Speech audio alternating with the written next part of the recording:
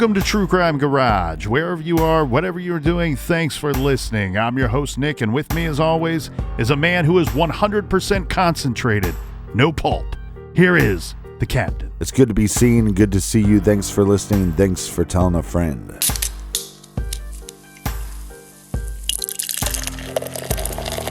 This week, we are excited to be featuring a beer from one of the great brewing companies, and this beer is called Nosferatu by the really good folks at Great Lakes Brewing Company. Don't be afraid of things that go hop in the night. This is a scary good imperial red ale, ABV 8%, garage grade 4 out of 5 bottle caps. And let's give some praise and cheers to our friends that helped us out this week. First up, a big shout out to Patty Callahan for always picking up. Cheers to you, Patty. And a big we like your jib to Catherine in Wheeling, West Virginia. Next, a big Midwestern shout out to Rebecca from Aunt Kenny, Iowa. And a big shout out to Michael in Piedmont, South Carolina. Next, we have Jeffrey in Amesbury, Massachusetts. And last but certainly not least, we have Jessica in Plymouth Meeting, Pennsylvania. Everyone we mentioned, they went to our website. That's truecrimegarage.com. Clicked on the donate button, which helped us out with this week's beer run.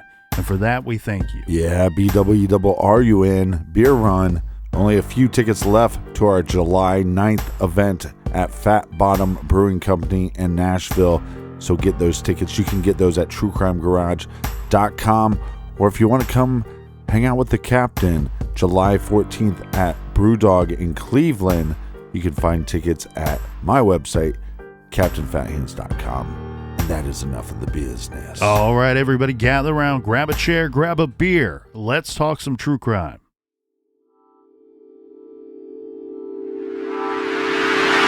The most prolific serial killer in American history.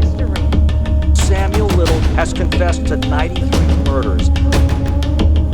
She fight for her life, fight for my pleasure. It's disturbing to listen to, but investigators want to hear it all and more. She was laughing while I was killing her. The most prolific serial killer in American history. I reached over, I choked her, and once she was dead, I pulled her out of the car, looked around, jumped back in the car, and left. Little says he has a photographic memory and has drawn sketches of his victims. Mary Brasley was a woman that intimately knew the real-life meaning of the word struggle. Sadly, she had first-hand knowledge of what it meant to struggle, and she fully understood the continued battle of struggling. For Mary, life was far from easy. Her childhood was difficult, and her early adult years were far worse. She kept finding herself falling into the arms of abusive and uncaring men, falling for and falling in love with men that just beneath the surface were anything but desirable. They say that life is a journey and not a destination, and for Mary, it was a journey of hardships and strife. The roadmap of that journey was not an easy one for Mary to navigate. She was broken by the husband and boyfriend that abused her, and through injury, ailment, and addiction, found herself unable to care for her children. Mary's roads on her life's road map, if there ever were such a thing, had collapsed to a single dark and damp tunnel. The light at the end of that tunnel was so dim that she was convinced that the ferryman blew out the flame on his lantern when she wasn't looking. She had many physical complications and challenges. A physically abusive boyfriend injured her so badly that she had to have hip surgery, which left her with metal parts in her body and a limp. There was also a self-inflicted injury from a kitchen accident when Mary nearly cut off her finger while chopping vegetables and then refused to have it treated. She let the severed portion dangle until it eventually fell off, leaving her with a stump at the end of the digit. By 1970, Mary Brasley was 33 years old, and she was struggling. Not struggling to make it, she was struggling to exist. Some of her troubles were roadblocks set up by others, and some were obstacles that she created herself. By now, she was a severe alcoholic. She suffered from cirrhosis of the liver and was nearly anorexic, standing 5 foot 4 inches tall and weighing a very unhealthy 80 pounds. She was pretty much estranged from her family. Sometime in June of 1970, Mary walked away from her life in Massachusetts without so much as a single goodbye to anyone. Her kids were already in foster care, and she didn't care for any of the men in her life. The last reported sighting of Mary is from a story that came from a family member, one of the very few who had not turned their back on Mary. This was Mary's sister, Claire. Claire says that on June 12, 1970, she was told that the night before, police picked Mary up walking along a highway. Mary told police she was walking the highway because two men had pushed her out of their car in Palmer, Massachusetts, and she hurt her shoulder. It's unclear where Mary slept that night, but her family was told that she was planning to take a bus back to Boston, where she was staying with her parents. Mary never showed up in Boston. She never returned to her parents' home. Claire later told the media that Mary would often rely on and get around by taking rides with strangers, and Mary could often be found in the company of anyone that would provide her with alcohol. Mary's family never heard from her again. Roughly 7 months later, on January 24, 1971, a father and son were out on a hunting expedition.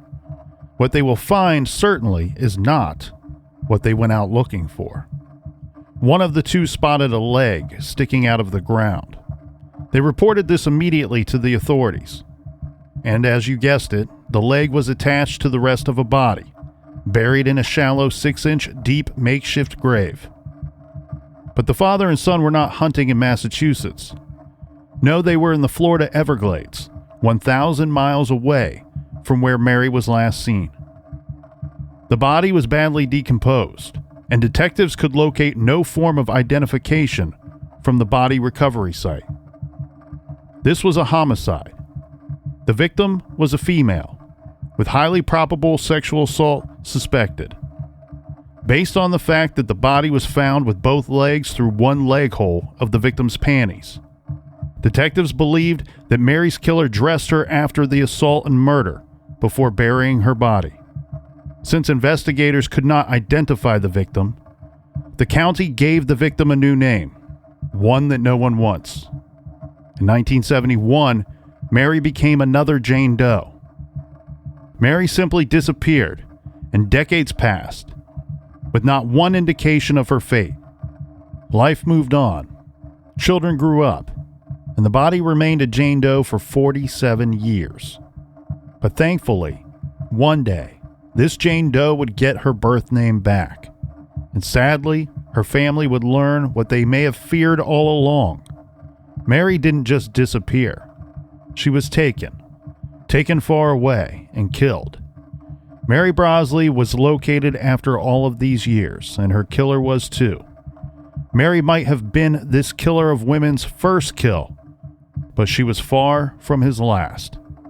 This is True Crime Garage.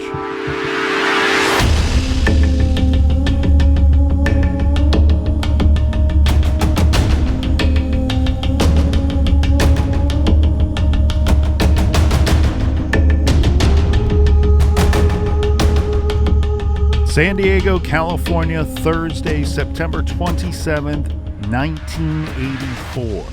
San Diego PD received a complaint of a violent crime. Lori Barros called 911 from her sister's house.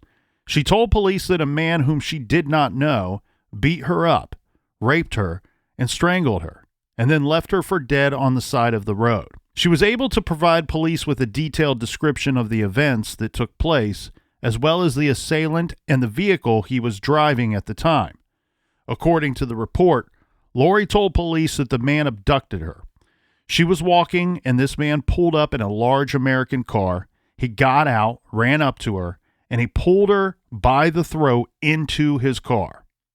Once inside the vehicle, the man threatened her repeatedly, all the while driving to a more secluded location. Once he arrived at a spot that he found to be satisfactory for whatever it is that he planned to do, he put the vehicle in park and then proceeded to brutalize the woman, choking and punching her. The LA Times described portions of the attacks as follows. Quote, with his arm still wrapped around her neck, he drove to a deserted, trash-strewn lot at the top of a steep hill. He pulled her into the back seat and tied her hands behind her back with her nylons. He tried to kiss her, and when she tried to shove him off, he began choking her. He asked her to swallow. He did this over and over again, Captain. Lori finally played dead, and the man opened the car door and dumped her out onto a pile of garbage. She believes that the man intended to kill her, and that he actually thought that he had succeeded when he discarded her. She was not dead, however, but she lay right where he dumped her. She lay still, taking extremely short breaths, even though she wanted to gasp for air and fill her lungs with the oxygen that he had just denied her. She laid there, not moving a muscle. She was afraid he was watching. As the minutes passed, she started to convince herself that he had gone, but she laid there still because now the fear was that he would return and find her alive, and if so, he would most certainly finish the job. Lori believes that she laid there for over 30 minutes or so before she finally got up, stumbled to the nearest payphone. There she called her sister, who immediately rushed out to get her. Once she finally felt safe, when she was back at her sister's house, she called the police and reported that she was attacked. And luckily, she was able to provide police with a detailed description of the vehicle and her attacker. That's correct. A good amount of detail, in fact, in regard to the events, the attack that took place, the attacker, and his vehicle, or the vehicle he was driving at the time. The man that she described to police, she described him as African-American, approximately 40 years of age, about 6 foot 1 inches tall, 230 to 240 pounds, with a dark complexion, dirty, unshaven, and he had a gold pinky ring with 2 diamonds in it. Now, she said that the attacker was driving a 2-door large American-made car with a maroon-colored interior. The passenger side window of this vehicle was broken, and there was white tape on the window. So this making this vehicle very distinct and possibly easy for police to spot. He had foam dice hanging from the rearview mirror. She said the vehicle did not run well. So that's a pretty good description of everything, right, Captain? Well, the key thing there is the broken window with the white tape. Well, that description from Lori will, in fact, lead us to this later event. The following month, on Wednesday, October 24th, San Diego patrol officers happened upon a black Thunderbird parked on a street. This was in an area of the city known for stolen vehicles, sex workers, and drugs. The Thunderbird fit the description of the car reported by the victim of the September attack, the one that we just covered. So, of course, they stopped to check it out, the police. Now, as the officers were shining their lights on the T-Bird, a black man emerged from the car, zipping up his trousers. Flicky, flicky, hands are sticky. According to the officers' statements, the man, quote, appeared to be very nervous. One officer said of the man, he kept looking at us, kept looking at the car, then looking at us, and then looking at the car. They approached him and asked him what he was doing. The story he gave was that he had had a fight with his wife, but they had now made up and they were making love in the back of that car. But the cops could see bloody scratch marks on the man's neck. Right. They took a look inside the vehicle and saw his, I'm using air quotes here, Captain, wife. She was stuffed on her back, behind the driver's seat, legs splayed on the back seat, naked, her eyes rolled back in her head, bleeding and bruised. The officer thought the woman was dead at first, but then she started gasping for air. So the officer could see fresh choke marks on the woman's throat. And remember, he saw the scratch marks on the man. You don't have to be on the job too long to have a good idea what you think took place. So obviously this guy's lying, and obviously he was trying to choke this lady to death. And good thing they were there to stop it and arrest him. Yeah, there's a few things that work out here in our favor, right? First, we have the great detailed description given by the first victim. We have the good police work by these two officers by spotting this car in an area that it sounds to me like if you're looking to bust somebody or issue a ticket, you can just drive to this area any time of day and find somebody to put in the back of your car, somebody that's up to no good. But they check on this vehicle, and like you said, they see that there's something strange going on here. This woman appears to have been assaulted very badly. This man's story doesn't make sense. Of course, they arrest him, and they are told by the man that his name is Samuel McDowell. So Sam's story, well, his original story, will start to fall apart very quickly. And he started to admit some truths to the officers, although, of course, he was not going to be entirely truthful. Sam said that he was angry because he had not gotten his money's worth from his victim. So this woman's name is Tanya Jackson, and she is a sex worker at this time. Sam said that he met Tanya at a bar in downtown San Diego where the two of them agreed that she would perform a sex act for him for $20.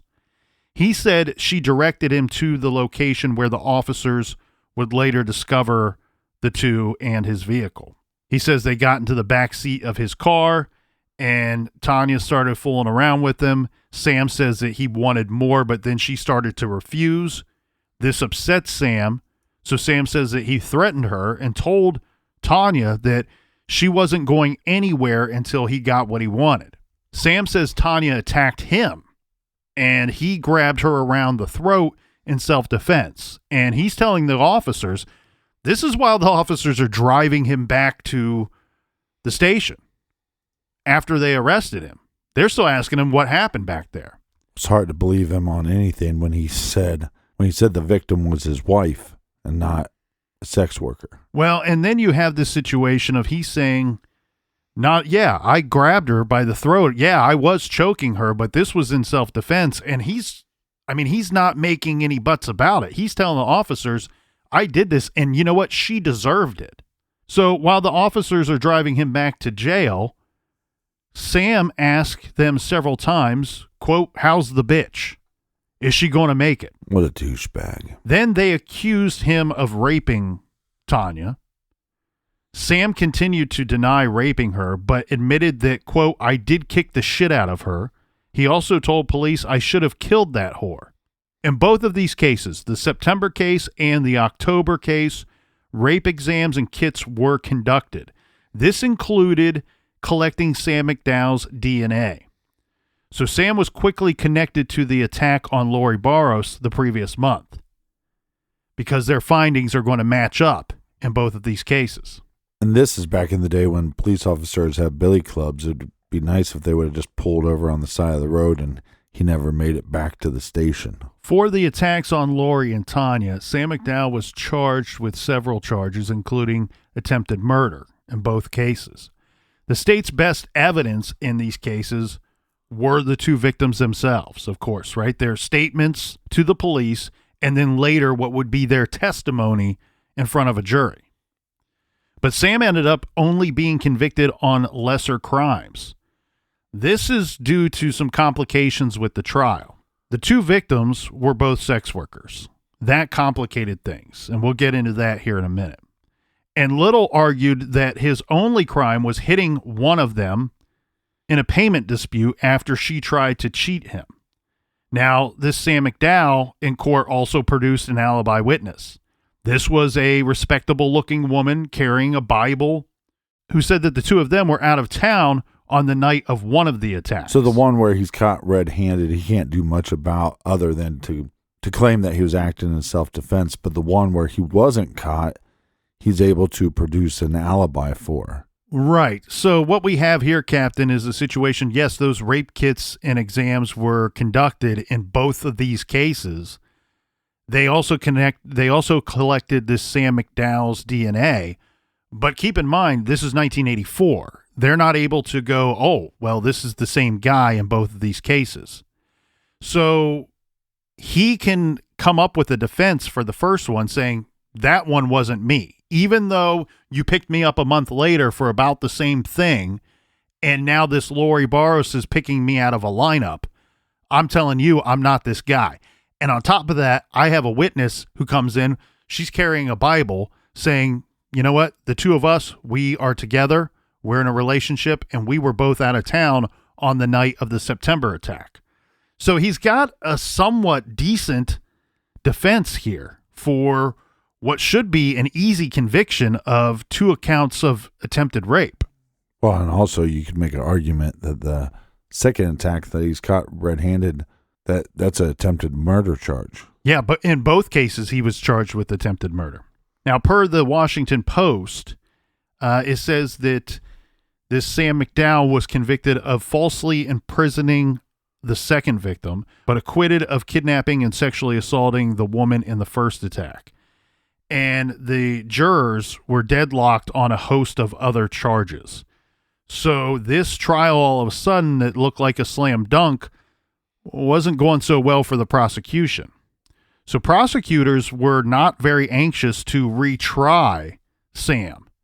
So they allowed him to plead guilty to 2 counts of assault with great bodily injury and 1 count of false imprisonment. Now, I want to read to you a portion of Lori Barros's testimony. This will kind of describe our attacker here and his method and what he was like in that attacking situation. Her testimony says, quote, he liked to feel me swallow with his thumb on my neck. It became a game. Right before I'd go unconscious, as my eyes started rolling back, he'd let go and ask me to swallow again. He loved when I swallowed. It excited him. And he had a smile on his face. So she's talking about while this man is choking her, strangling her to death, that when she would start to black out, he's letting go so she can breathe and come to, right, so he can do it again to her. And going so far that she says that he had his thumb right on the portion of my neck where he could feel me swallow and wanted to feel me kind of swallow and gag and try to gasp for air. This guy is an absolute creep. It's sad, but the reality is, especially in these types of crimes, that the surviving victim is your best evidence. This is often your best tool, if you will, for apprehending your unknown perpetrator in these crimes. And the victim's stories and reporting these crimes, they did get this monster off of the streets, but not terribly long. So unfortunately, the way that this plays out in court, again, we said that it should have been a slam dunk, and it should have been. But I'm not trying to blame this on any 1 or 2 people here, but the victims themselves just kind of fell apart in the courtroom. So the October victim, who had an addiction problem, was drunk and clearly drunk in front of the jury when she was at trial and when she was giving her testimony. This could be from her addiction. This could be from the terror that this man brutalized her, and now she's got to sit in front of him, just feet from this guy. The woman from the September attack, the problem ended up being with her situation is she started to lose credibility with the jury. When she first starts off her complaint to the police and then her testimony to the court was that she was just walking along the street. This guy pulls up, jumps out of his car, grabs her, throws her into his vehicle, and he's abducted her, and off they go to a secluded location where he tries to kill her. Well, very quickly, it's figured out that she wasn't just walking on the side of the street. She's a sex worker, and she has an addiction problem. This caused her to lose credibility with the jury, and now the first attack he's not looking so guilty in, and the second attack they're a little confused as to what's going on because he's saying, look, I did fight with this woman. I did assault her, but I didn't try to kill her. What we end up with here is Sam McDowell most certainly attacked both of these women. He most certainly tried to kill both of them. But unfortunately, because it fell apart at court, for this, he only serves 2 years in a California prison, and then he's released on parole. And once he's released on parole, within months of Sam McDowell's release, women in South Los Angeles started dying.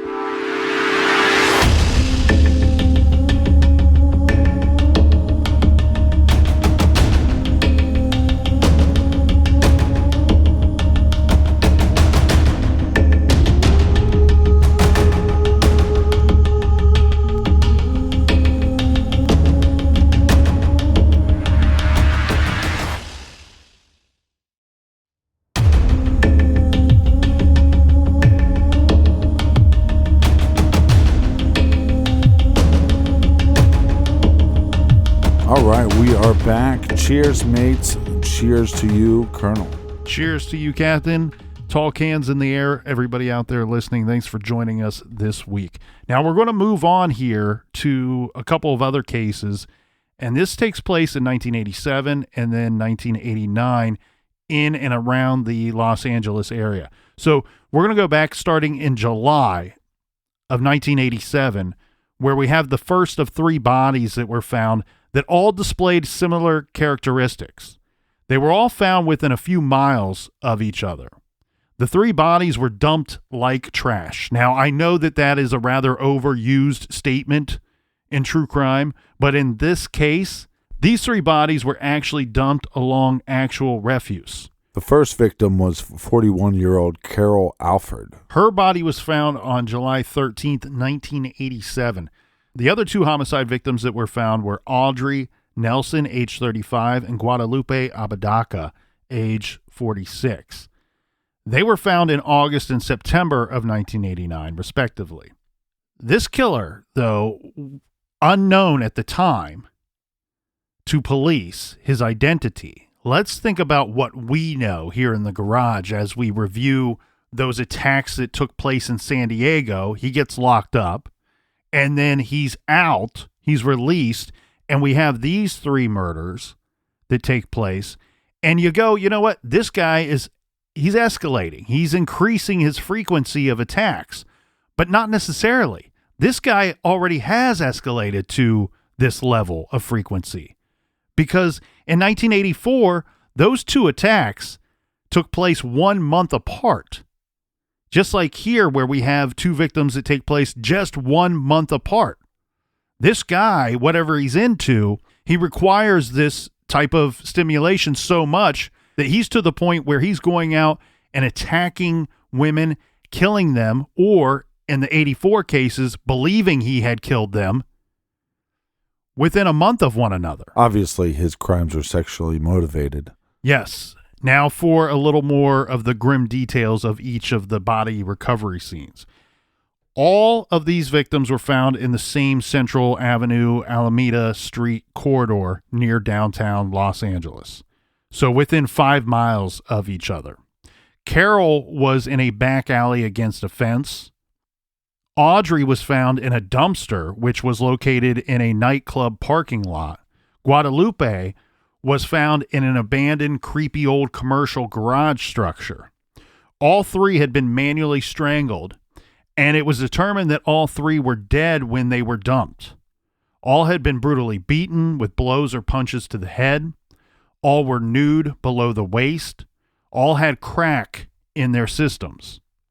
1 victim had male DNA under her fingernails. 2 victims had semen stains on their shirts. But in the 80s, before CODIS, this was of very little help to the murder investigations. And so the 3 dead women remained victims of a nameless, faceless predator, their deaths not linked together until much, much later. These attacks seem similar to me of that of like Ted Bundy, but again, we're going to have another survivor from these attacks. And this is believed to be an attack connected to these others because it's so similar in nature or similar in belief as to what we think happened to the other 3 victims that did not survive. So another LA woman who narrowly escaped the same fate comes forward and reports the assault. And per the Los Angeles Times, we learn some details of that attack. And the Times reported that the woman reported to the city's police that a man had pulled her into his black Thunderbird, here we see that similar vehicle again, sexually assaulted her, then repeatedly choked her unconscious. She awoke to find herself lying, left for dead amid trash and broken glass, with bruising on her neck and popped blood vessels in her eyes. But she couldn't name her attacker when she reported this to police.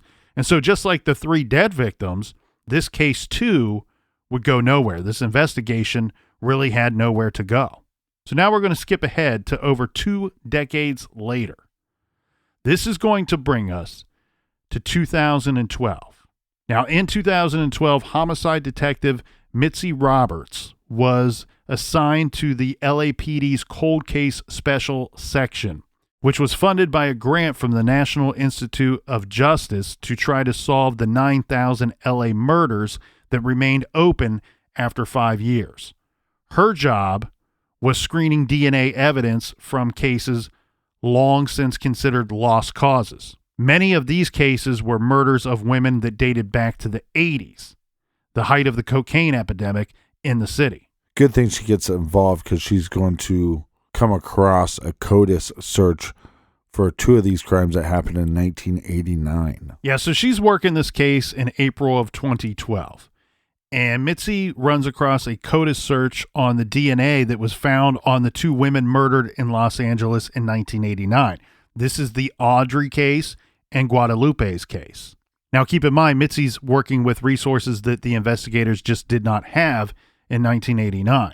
Mitzi arranged for the DNA testing on swabs and items found from those 2 victims' bodies. Now, in both cases, she got a hit to a man who had been arrested and required to give a DNA sample in connection with a previous arrest. And this man's name was Samuel Little. Yes, and the officer, Captain, she was horrified at what she found when she started reviewing his record. So this man had a rap sheet 100 pages long, detailing approximately 100 arrests. This from an article in New York Magazine by Jillian Lauren. Quote, over 6 decades, he was repeatedly arrested in Ohio, Maryland, Florida, Maine, Connecticut, Oregon, Colorado, Pennsylvania, New Jersey, Arizona, Georgia, Illinois, Missouri, California, and the list goes on. Charges include burglary, breaking and entering, assault and battery, assault with the intent to rob, assault with a firearm, armed robbery, assault on a police officer, solicitation of prostitution, DUI, shoplifting, theft, grand theft, possession of marijuana, unlawful flight to avoid prosecution, resisting arrest, battery, false imprisonment, assault with great bodily injury, robbery, rape, and sodomy. End quote. And you left out being a huge douchebag. Yeah, that's quite the rap sheet there, Captain. Yeah. Scary And individual. Scary individual. Not only that, we didn't even name all of the states that would have been listed there. And so this guy is up to no good, frequently up to no good. He's got all kinds of nasty, horrible hobbies, and he's fine doing them in your neighborhood, my neighborhood, and everybody else's. All in all, this Samuel Little had served less than 10 years in prison in total, despite repeated brutal and sexually motivated attacks on and attempted murders of multiple female victims. So, of course, Mitzi Roberts reviews this information, and she freaks out, right? Why on God's name was this guy on the streets? So she decided she was going to be the one to put an end to this dude, to stop him and put him away for good when others could not. Now, the Samuel Little had an outstanding Los Angeles bench warrant for a 2007 narcotics violation. So that's good news for us in our investigation, right? We got this really bad guy here. He's got this lesser charge, but it's an outstanding warrant. That's a good excuse for us to go pick this guy up and have a long talk with him. Not only are you going to be able to talk to this creep, but you're probably going to be able to put him away for at least a short amount of time. You're hoping so. Now, Officer Roberts decided to, in fact, use that warrant to bring him in. But the problem's going to be that she couldn't locate him. From her information, he didn't appear to be in California any longer. And she discovered that this Samuel Little, who was transient, moving from place to place, well, there's some of you out there scratching your heads going, wait, didn't you say Samuel McDowell earlier? Now you're saying Samuel Little? Well, that's because this guy, he's got a list of aliases almost as long as the list of crimes that he's been connected to and convicted of. So he uses aliases like Samuel McDaniel, Samuel McDowell, Willie Mae Clifton, and Willie Lewis, and the list goes on. He was nearly impossible to locate, and Officer Roberts and her team spent weeks dashing from town to town across the southern U.S. as they got hits on a usage of a prepaid Walmart card to which Little's Social Security disability benefits were being paid. So this is one of those situations where, boom, they get these hits on this Walmart credit card that's directly tied to the individual that they're looking for, and we're only dashing from town to town or state to state looking for this guy. Or through the snow. Because we're convinced that he's guilty of all kinds of other stuff. In fact, we've already connected him to 2 homicides. Mm-hmm. You're always a day late and a dollar short because you're always chasing this guy and you're getting your information days after he's probably already left that town. So they're running about looking for this individual. They were always about 2 days behind him, she said. Samuel Little had been arrested in Kentucky for possession of a crack pipe. So they knew that he had been in the bluegrass state recently. Finally, in early September of 2012, he used that Walmart card as some mini mart in Louisville, Kentucky.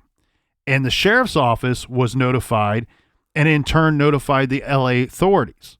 Roberts contacted the U.S. Marshals and gave them the address of the homeless shelter that this man was registered at. This was the Wayside Christian Mission. They had him in custody within hours.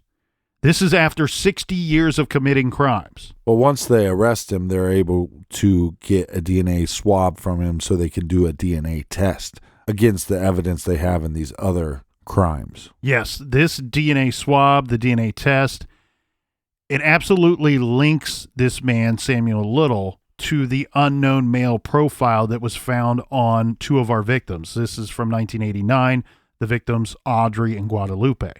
So Samuel Little was extradited to California on the outstanding warrant for the narcotics charge. And he was sentenced in November of 2012 to 3 years for that crime. But soon he would be termed a serial killer for the murders of Audrey and Guadalupe and Carol, who was the 1987 victim that was found in the same location as Audrey and Guadalupe. And yes, and quickly they'll be able to charge him with 3 murder charges to Samuel Little. This again from Jillian Lauren, who we will be citing quite a bit in these episodes as she's done gangbusters work on these cases and spent a lot of time working on these cases. She says, quote, Little's genetic material had been detected on the bra and fingernail kit of 41-year-old Carol Alford, who had been found strangled in a residential South Central alleyway in July of 1987. It was the tipping point. In January of 2013, Assistant District Attorney Beth Silverman filed 3 charges of murder against Samuel Little, end quote. Now, at that time, California investigators had no idea that the 3 murders they were charging Samuel Little with were only, and this is a horrible, horrible statistic, 3.22% of his actual murder count. But once they started digging into him, they noted a very disturbing pattern just in his known crimes. Well, when you see crimes like this that are so vicious and you see multiple crimes by the same disgusting individual, it has to come to mind, what other crimes is he involved in? That's correct. And the situation that you have here, Captain, is you look at this and you go, okay, well, we have DNA evidence connecting him to these 3 murders that took place, 1 in 87, 2 in 1989. But prior to that, This dude had been locked up for a couple years on those 2 attempted murder charges. And once you've secured the arrest on him and he's facing 3 murder charges in January of 2013, this is no young man. He's no spring chicken at this point. Mm-hmm. This is an older dude with a 100-page rap sheet, 2 attempted murder charges that he somehow dodged. He got off light. 3 pending murder charges. And you're going, what else could this guy have been doing? 2 turtle doves. He's been out running the streets and running and hopping from state to state all of his life. Well, What else has he done? Who else has he killed? Yeah, because you have to look at a bunch of different crimes that you know he's capable of. Attempted murders, rape, murders. This is going to take us to the great states of Florida and Mississippi. So Mitzi Roberts, to her horror, to everyone's horror, actually, the records, she says, reflected that Samuel Little's name had come up in connection with 2 murders and 2 attempted murders of women in the Gainesville, Florida, and Mississippi areas in the early 80s. It's amazing how much area that Sam Little has covered. But again, we've seen this with other killers like Ted Bundy. Well, on these cases, Captain, this Samuel Little was never brought to trial on 3 Mississippi cases, which were as follows. One is from the summer of 1980. This is a sex worker named Hilda who met Little at a club. The 2 agreed on a $50 service fee and went back to her apartment. As soon as the door closed, he punched her in the head, knocking her out. She awoke on her bed, naked, with Little's hands around her throat. She passed out again. He then attempted to drown her in the bathtub using a scarf wrapped around her neck for leverage. She passed out and woke up only to have him choke her out again. This goes on several times. Luckily, Hilda had a pact with another worker, Dolores, that if either of them left with a John and weren't back in 20 minutes, then the other one would come looking for their friend. Right. Dolores knocked on the door of her apartment, of her friend's apartment, and then yelled through the window, and Little let Hilda go, and he took off. Hilda woke up in the hospital. Somehow, she survived this brutal attack. She didn't bother to report the incident, though, even though she spent 3 days under the care of medical physicians and staff. In 1981, Samuel Little hired a 20-year-old sex worker named Leila McLean, who had 3 kids. When she got in his car, Sam Little cold-cocked her while he was still clutching the steering wheel with his left hand. He then punched her between the eyes. He beat her so badly, blood ran from her eyes like tears. Each time she tried to escape, he grabbed her and threw her back in the car. I mean, if you just close your eyes and try to picture this, how it's playing out, what this woman is saying was done to her, it's horrifying. It's absolutely horrifying. This guy is like something out of a horror movie. Each time she tries to escape, he gets out of the car, he's throwing her back in the car. Finally, she's able to get out, and she ran half naked across a highway so she could get help. So some good Samaritans pick her up and take her to the hospital, saving her life. Then police did not talk to her about the incident at the time. Basically, no one in a position of authority at this time seemed to care about what happened to Hilda or Leila. It's sad we've seen so many cases where the victims are sex workers, and it doesn't seem like law enforcement works the case as hard as they should. I do want to defend law enforcement a little bit here in these situations because it's unclear if, with the first attack, it's clearly stated that this was never reported to authorities. And unfortunately, when you have the situation, we've talked about this before. We've talked about this when we first started up the garage, that if you were to decriminalize prostitution or sex work or whatever you want to call those titles or escorts or what have you, a lot of the time, the victims will not report the crime because they are committing crimes themselves. And so you get into this really dicey area of, we want these things to be reported because the men that are up to this kind of behavior are the absolute worst. These are monsters. These are individuals.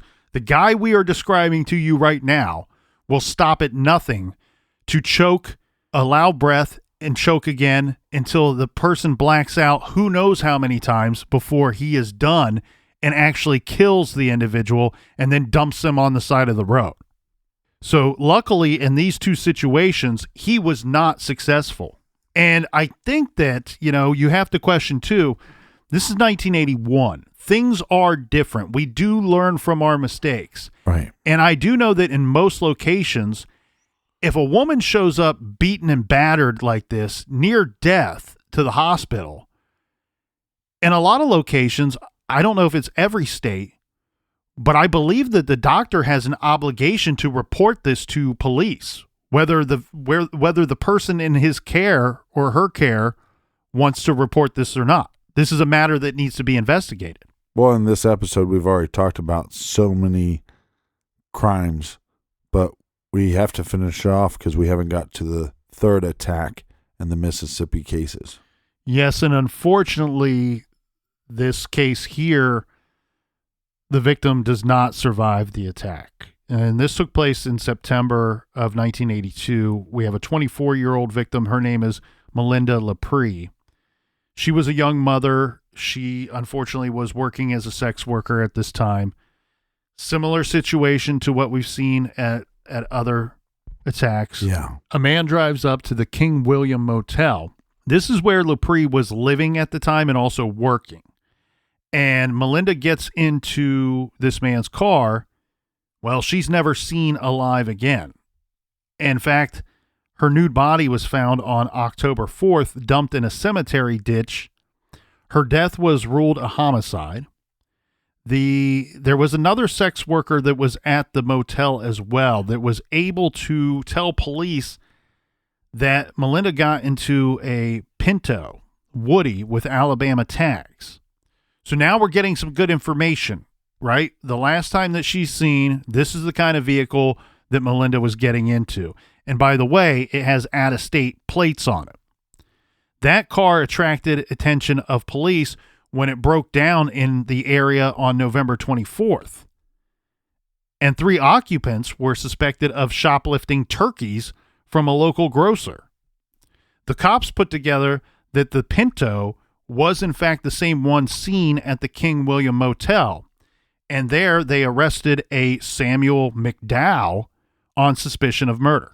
And like we know, Samuel McDowell is Samuel Little, but he's going to get some breaks again in these cases where his victims aren't so lucky. He is having some luck with the criminal justice system. Unfortunately, it always seems to play out that way, right? If anybody's going to get lucky in one of these situations, it's almost always the murderer. The murder victim is never lucky because, of course, they lost their life. Yeah, ask OJ about it. The investigators in Mississippi started to put together a case against Samuel Little / Samuel McDowell, bringing Hilda and Leila in to testify. These were the 2 surviving victims. We have a grand jury that's put together, but unfortunately, for whatever reason, and you'd have to ask these people, I don't know, but this grand jury that they put together didn't seem to take any stock in what the 2 female sex workers had to say. After all, I guess, they agreed to go with Samuel Little. We know that. Unfortunately, there was no physical evidence linking Samuel Little to the murder case, Melinda Lapree. The only witness who saw them together was another sex worker. So this goes to the grand jury, but it does not get an indictment. And because of this, since they're not going to charge him with murder or attempted murder or assault or anything, Samuel Little, Samuel McDowell, was free to go. And this pattern happened over and over again, except that it almost never got as far as a grand jury. I guess prosecutors, knowing that their only witnesses were sex workers or addicts, what seems to happen here, Captain, is that they cut deals or reduced Sam Little's charges, and he walked after doing little to no time at all.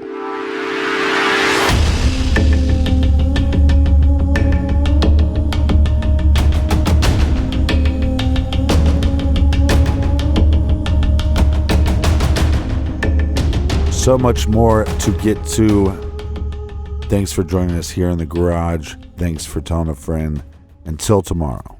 Be good, be kind, and don't litter.